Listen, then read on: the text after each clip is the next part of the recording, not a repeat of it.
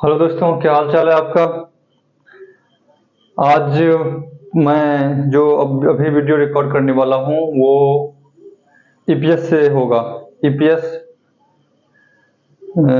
का video record करूँगा अभी, बट उससे पहले कुछ बातें करना चाहता हूँ आप लोगों के साथ कि आप लोगों की प्रिपरेशन कैसे चलने वाली है और आगे हम आपके साथ कैसे आगे आपके साथ आने वाले पेश आने वाले हैं और मैं आपके इसमें क्या सब हेल्प कर सकता हूँ। इस सब के रिलेटेड मैं आपसे कुछ बातें करना चाहता हूँ। सबसे पहली बात कि आपका एग्ज़ाम का अभी कितने दिन बचे हैं। फ़ेब में अगर एग्ज़ाम होगा तो अभी अक्टूबर, नवंबर, दिसंबर और जनवरी, ये 4 मंथ। तो इस 4 महीने में हम लोगों को कैसी तैयारी करनी चाहिए। 4 महीने को लेकर के हम अभी जो 4 महीने अपने बचे हैं इसमें अब कैसी तैयारी होनी चाहिए। जो भी आप जहाँ से भी कोचिंग ले रहे हो, अकाउंट्स या ईपीएस, इकोनॉमिक्स, बीएसटी, जो भी जैसे भी आपका चल रहा है, कोई इशू नहीं है, आप उससे आराम से करते हो। लेकिन अब मैं यही कहना चाहूँगा कि अब ऐसी गलती मत करना कि किसी एक पेपर का आप ले रहे हैं और फिर दूसरा पेपर आपका ऐसे चल रहा है, डाउन चल रहा है, या आपको किसी जिस भी सर के पास पढ़ते होंगे तो वो उन्होंने कह रखे हैं कि मतलब 1 महीने में करवा दूंगा या ऐसा कुछ। मैं भी बहुत सारे बच्चों के साथ मिला हूँ तो ऐसे ऐसे बातें मेरे को सुनने में मिलती है कि सर नोट दे देंगे या 1 महीने में करवा देंगे। ऐसी बातें मेरे को सुनने में आई है। तो इस चीज़ के लिए मैं आपको ये बताना चाहता हूँ कि ऐसे चीज़ों से आप थोड़ा, मेरे को लगता है ऐसे चीज़ों से आपको बचना चाहिए और एक एवरेज स्टडी करना चाहिए। अब वो टाइम नहीं है कि आप किसी एक पेपर को लेकर के चलते रहो। जैसे मान के चलते हैं अपने ये कॉमर्स में 12th लेवल में मान के चलते हैं अकाउंट्स लगभग ऑन एन एवरेज हर बच्चे पढ़ता है। तो हम ऐसा नहीं कि सिर्फ अकाउंट्स पर ही भागते चलें और अदर पेपर को छोड़ दें। मान लेते हैं थोड़ी देर के लिए अगर मैं अकाउंट्स ही पढ़ता हूँ और दूसरा पेपर थोड़ी देर के लिए रखते हैं, या फिर हम ऐसा सोचते हैं कि लास्ट में मैं कर लूँ। तो ये सब बातें, अब अकाउंट्स कितना मैक्सिमम आप अकाउंट्स में कितना नंबर ला सकते हो। मैक्सिमम अगर आ सकता है तो वो 100 नंबर का होता है तो 100 नंबर ला सकते हो। बट अगर मान लो कि अकाउंट्स के पेपर अगर टफ आ जाए, थोड़ी देर के लिए मान लेते हैं, और ये चीज़ मैं आपको डराने के लिए नहीं बोल रहा हूँ, मैं आपको एक सेफ जोन में जो अभी से आप जा सकते हो उस चीज़ों के लिए आपको आगाह करना चाहता हूँ।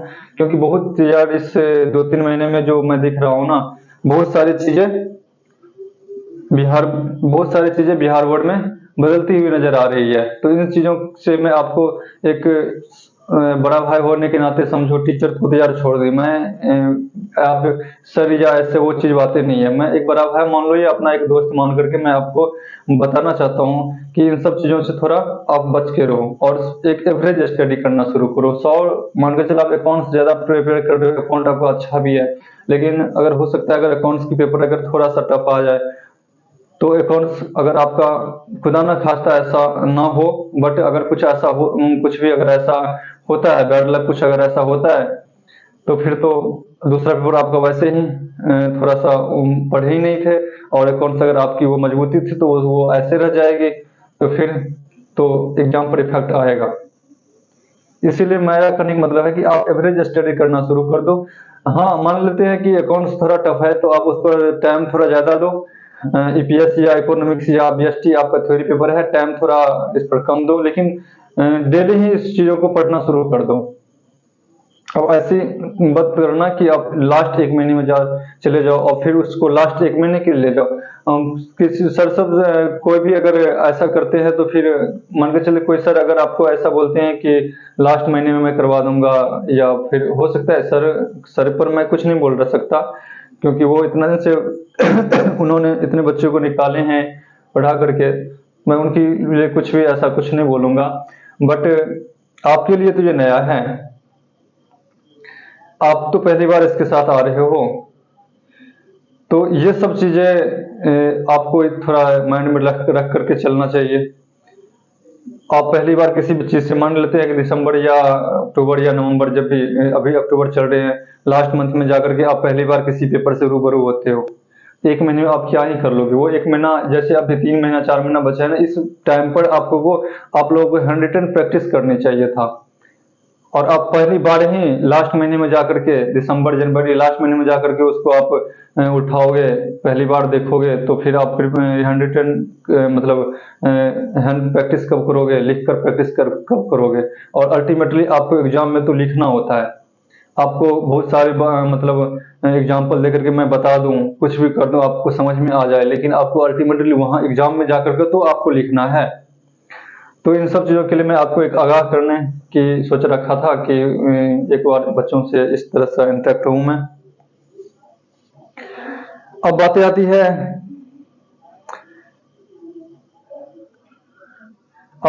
है कि यार वो मान लेते हैं कि आपका 1 महीना पढ़ करके नंबर आ भी जाए। मैं ये नहीं कहता कि ना आए, बट आ भी जाए आपको नंबर, लेकिन यार मेरा कहने का मतलब कि आप नॉलेज के लिए पढ़ो। नंबर तो अपने आप ही आएंगे। अगर आपके पास नॉलेज होगा तो नंबर को कौन ले जाएगा। नंबर तो खुद अपने आप आएंगे ही आएंगे। बट एक ऐसा माइंड सेट के साथ पढ़ो कि मेरे को आगे जो है ना वो नॉलेज के हिसाब से आप पढ़ा करो। अब बात, मैं अपना एक एग्जांपल बताता हूँ जो रियल में मेरे साथ ऐसा हुआ था। ये मैं अपनी 10th की बात बताता हूँ। 10th में ऐसा मेरा क्या करने सिचुएशन था कि वैसे मैथ मेरा 10th में ठीक ठाक था। अब ठीक ठाक करने का मतलब मैं ऐसे आपको बता सकता हूँ कि 10th में जब मैं था तो मैं 10th के बच्चों को पढ़ाता भी था। तो आप इससे अंदाजा लगा सकते हो कि मैथ मेरा कैसा रहा होगा। लेकिन जब एग्जाम में बैठा तो मेरा क्या था, मैथ का पेपर थोड़ा सा टफ आ गया था। तो उस टाइम में क्या हुआ था कि मैथ मेरा एग्जाम खराब चला गया था मैथ का, और 64 नंबर मेरे को मैथ में आए थे। ये मैं पब्लिकली आप लोगों को ऐसा चीजें हर कोई नहीं बताता है, बट मैं बता रहा हूँ, आप छोटे भाई या दोस्त ऐसा मान करके मैं आपको बताता हूँ।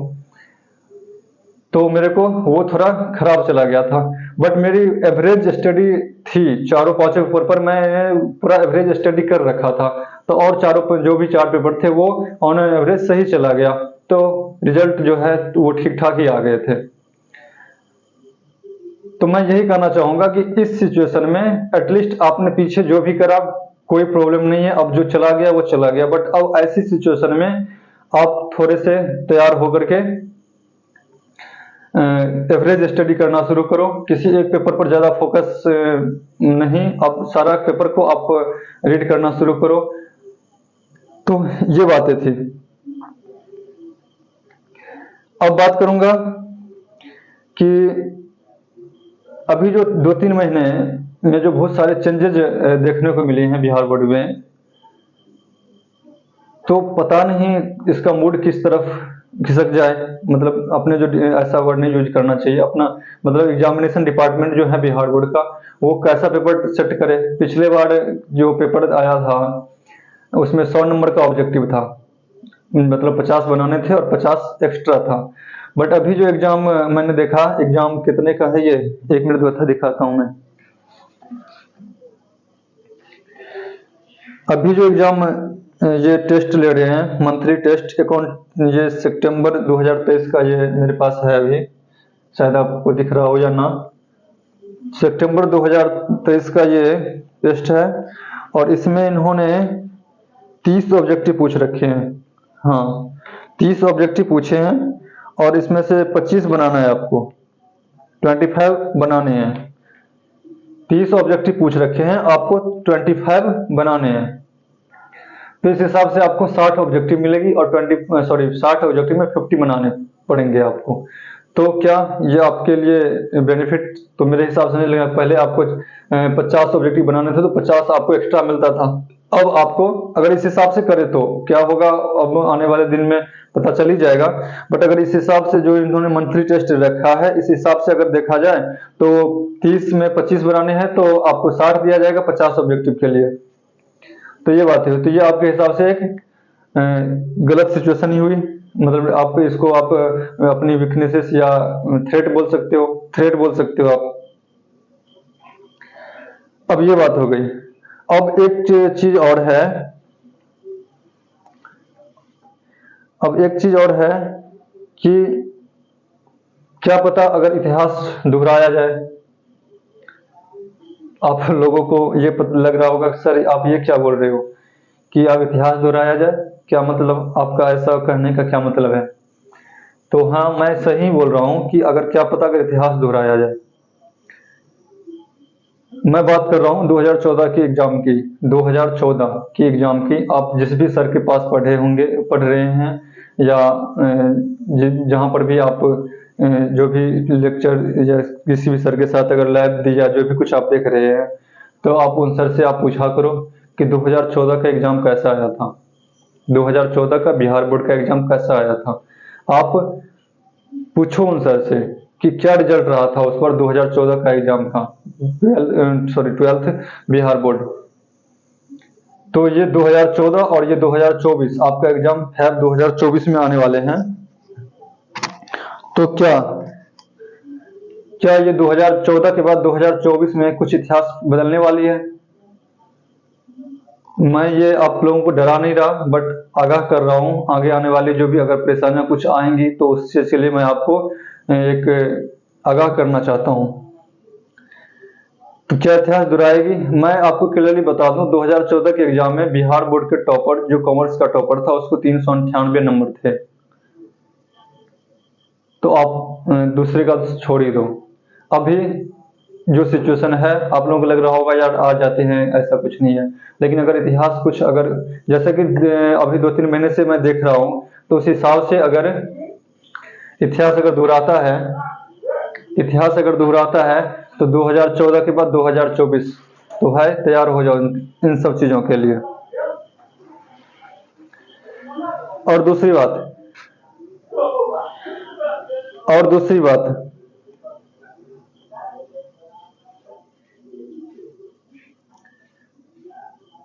मैं ये ईपीएस का जो क्लास कर रहा हूँ, ये रिवीजन क्लासेस हैं। रिवीजन क्लासेस में मैं टॉपिक लाइन बाय लाइन पढ़ता नहीं हूँ। तो अगर आप लोगों को अगर रेगुलर क्लास की अगर जरूरत पड़ी तो आप मेरे को बताओ, मैं इस पर ही आपको रेगुलर क्लास भी डालना शुरू कर दूंगा। या अगर आपको फिजिकली मतलब फेस टू फेस आकर के पढ़ना है तो वो भी आप कर सकते हो, मेरे को कोई इशू नहीं है। मैं उसके लिए भी आप मेरे को कॉल करो, जो 7011013929 ये मेरा नंबर है। तो आप इस नंबर पर आकर के आप मेरे को कॉल करो। मैंने अब ऑलरेडी पहले से ही एक व्हाट्सएप ग्रुप बना रखा है। अगर आप लोगों की इच्छा हो तो आप मेरे को कॉल करके बता सकते हैं, या इस नंबर पर व्हाट्सएप भी कर सकते हैं कि आपका वो नंबर मैं उस ग्रुप में ऐड कर दूं। अभी से फरवरी तक मैं बहुत सारे अनाउंसमेंट आप लोगों के लिए लेकर आने वाला हूं। ठीक है, तो इन सब चीजों के साथ अब मैं ईपीएस का अभी जो भी टाइम बचा है अपने पास इस लेक्चर के हिसाब से, उसमें मैं ईपीएस का चालू करूंगा। फिर नेक्स्ट जो भी लेक्चर होगा उसमें से अब ईपीएस का चलता रहेगा। और ये कंटिन्यू फरवरी तक चलता रहेगा। ईपीएस का, इकोनॉमिक्स का, अकाउंट्स का तो 4-5 लेक्चर चले भी गए हैं। और ये बीएसटी का, ये सारा का सारा रिवीजन क्लासेस यूट्यूब पर आप सभी लोगों के लिए फ्री है। तो आप लोग देखिए कैसा लग रहा है, आप लोग बताइए मुझे। इस हिसाब से मैं भी आप लोगों के साथ काम करूंगा। अब बातें आती है दो शब्द कहने के बाद मैं अपना ये क्लास अगला चालू करूंगा।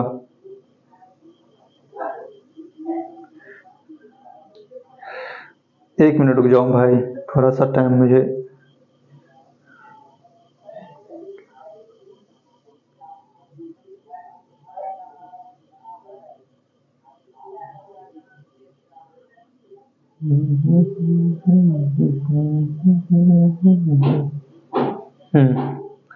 तो ये सब कहने के बाद मैं अब आपका क्लास चालू करने वाला हूं,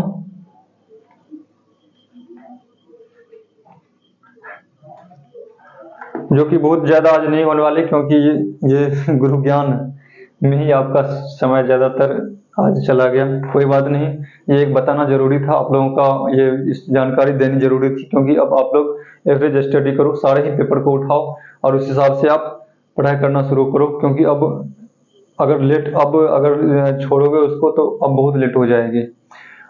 मैं आपके साथ हूँ, कोई भी जरूरत पड़े किसी भी चीज़ की जरूरत पड़े स्टडी से रिलेटेड, 12th हैव 2024 एग्जामिनर से रिलेटेड, तो आप मेरे को बेधड़क बिना कुछ सोचे समझे कॉल किया करो। मेरा नंबर है 7011013929। अब 2 लाइन के बाद मैं टॉपिक चालू करूंगा। कहता है हर संकट का हल होगा। अब मैं बताता हूँ, ये इतने सारे चीज़ें जो हैं, तो जो भी मतलब परेशानियां अगर आएंगी भविष्य में, अगर आ सकती है, तो उसी के रिगार्डिंग मैं ये बोल रहा हूँ। कहता है हर संकट का हल होगा, वो आज नहीं तो कल होगा। हर संकट का हल होगा, आज नहीं तो कल होगा।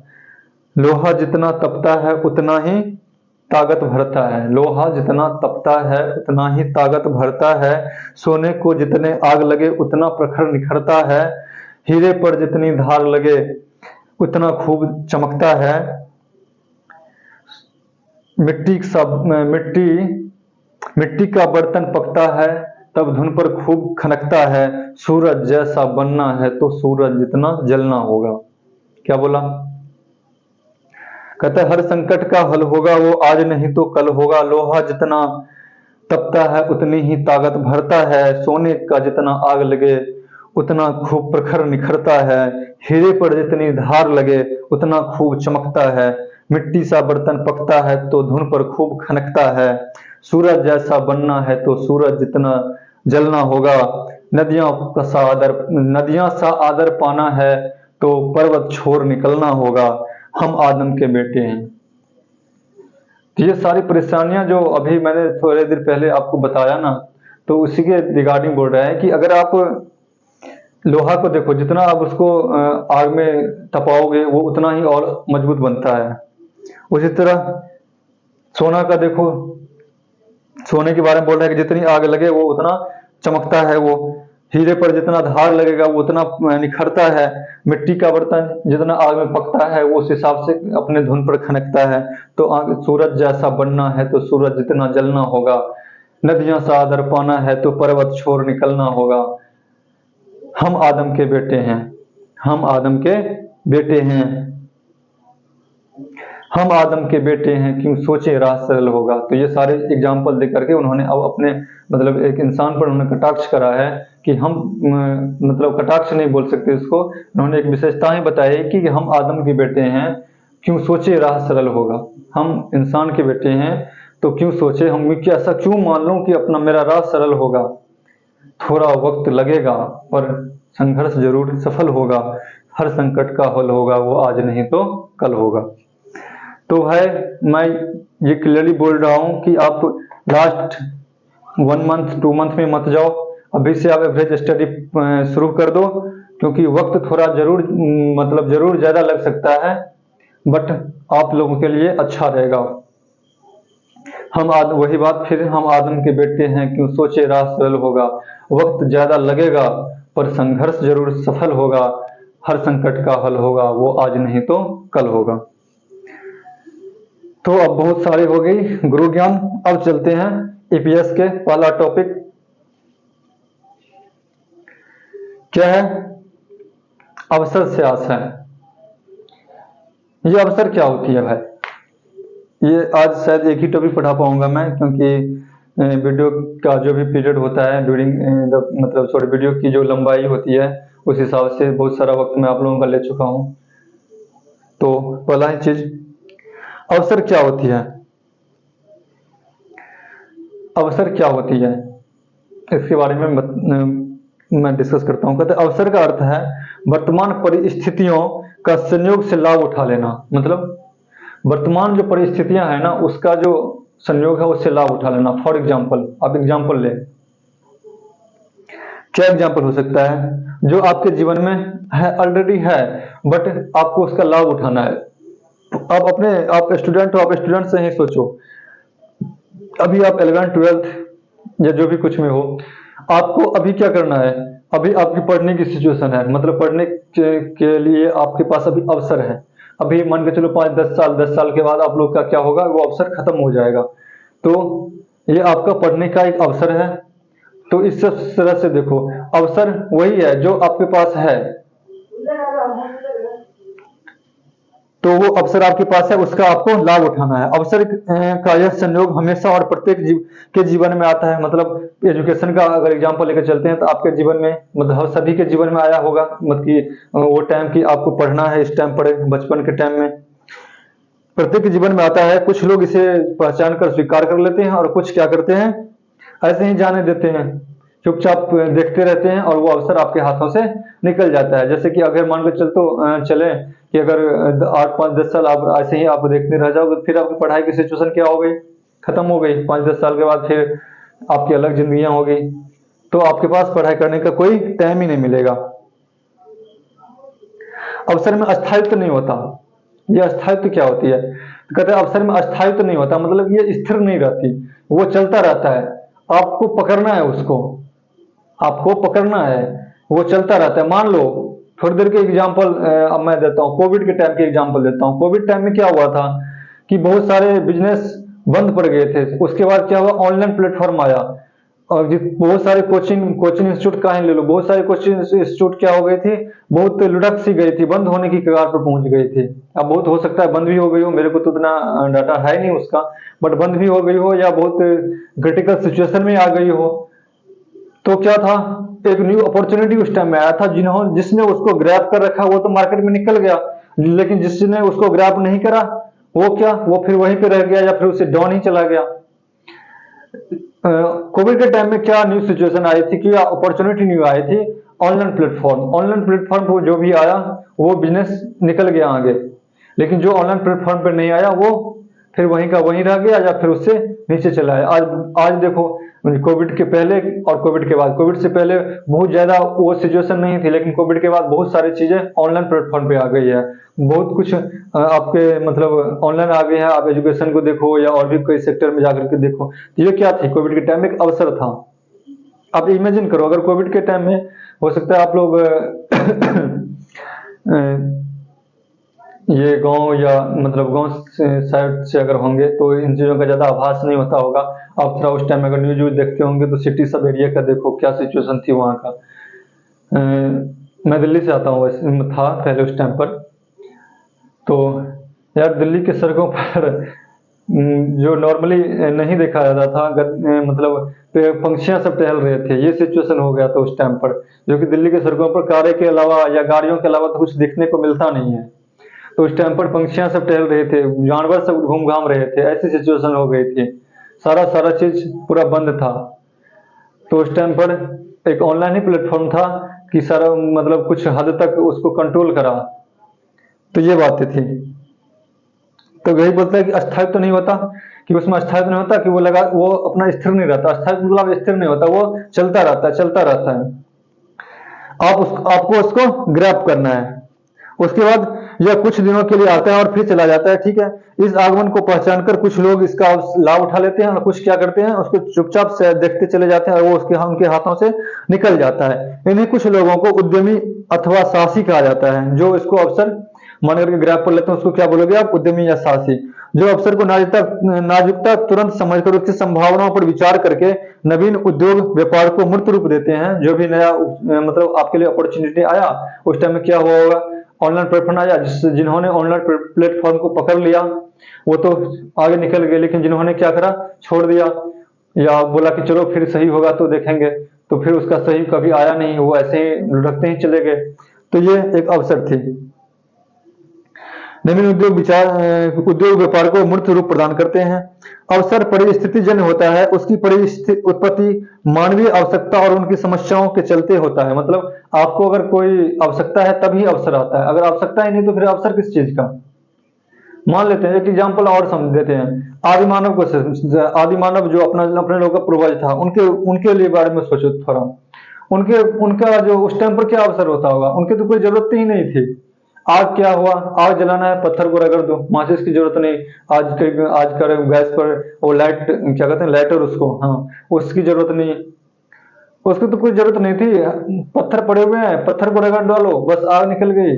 कपड़े पहनने नहीं है, जैसे जैसे खाने होने का क्या है, तो किसी जीव जंतु को मार दो या कंदमूल फल खा लो, कोई जरूरत ही नहीं है। तो फिर उस टाइम में अवसर क्या होता होगा, कुछ नहीं अवसर था। अब जैसे जैसे आप लग्जरी में चलते गए, आपको अब मतलब घर, सर ढकने के लिए घर चाहिए, बदन ढकने के लिए कपड़े चाहिए, खाने चाहिए, और जो भी सिचुएशन, धीरे धीरे आप लग्जरी में जाते चले गए और आप धीरे उसके हिसाब से अवसर, मतलब आपका रिक्वायरमेंट बढ़ता चला गया, आपकी मांग बढ़ने चली गई और उस हिसाब से अवसर भी मार्केट में आता चला गया। जहां मानवीय आवश्यकता उत्पन्न होती है वही अवसर छिपा होता है। जब जब आपकी आवश्यकता होगी, मतलब हम आपकी, जैसे आप स्टूडेंट हो तो आपको क्या आवश्यकता है, बुक की आवश्यकता है, पेन की आवश्यकता है, पेंसिल की आवश्यकता है, तो अवसर, आवश्यकता है तो फिर अवसर आएगी। अगर आवश्यकता ही नहीं, आप अगर ना पढ़ो तो आपको आवश्यकता नहीं, आवश्यकता नहीं तो फिर अवसर किस चीज का। तो ये बातें होती है।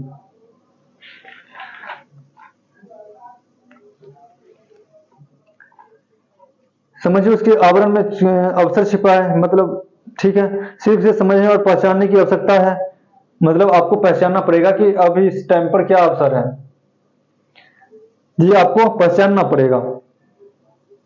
अब एक एग्जांपल मैं और बता दूं, ये सफेरे और ये बीन बजाने वाले, वैसे ये एग्जांपल अगर आप एक्चुअली उद्यमी है ना, ये सब एग्जांपल ऐसे वाले में शायद ना दे तो अच्छा, मेरे को ऐसा लगता है, क्योंकि आप बिजनेस के एग्जांपल लो, ये सफेरा और सफे वो बिल वाले की, मतलब सफेरा जो सांप को पकड़ता है, तो उन्होंने एक दे रखा है कि खेतों में बिल पकड़ देख करके सफेरा ये जान जाता है कि किस बिल में सांप है और किस बिल का मतलब कुछ नहीं है। तो ये सब मेरे हिसाब से लगता है फालतू एग्जाम्पल ही है, क्योंकि अगर आप एक बिजनेस पढ़ रहे हो तो आप बिजनेस के एग्जाम्पल थोड़ा दो, तो शायद मेरे को लगता है ऐसा अच्छा रहेगा। ठीक है, तो अवसर इस प्रकार से, अवसर को मैं अभी यहाँ पे यहीं पे खत्म करता हूँ। ये क्लास भी थोड़ा मेरे को लगता है शायद ज्यादा हो गया होगा, गुरु ज्ञान कुछ ज्यादा ही मैंने दे दिया, लेकिन कोई नहीं, जरूरी था। आप लोग इस वीडियो को देखो और तैयारी करना शुरू करो। कोई भी प्रॉब्लम हो, आई एम विथ यू, मैं आपके साथ हूँ। Thank you, all the best, मिलते हैं नेक्स्ट वीडियो में।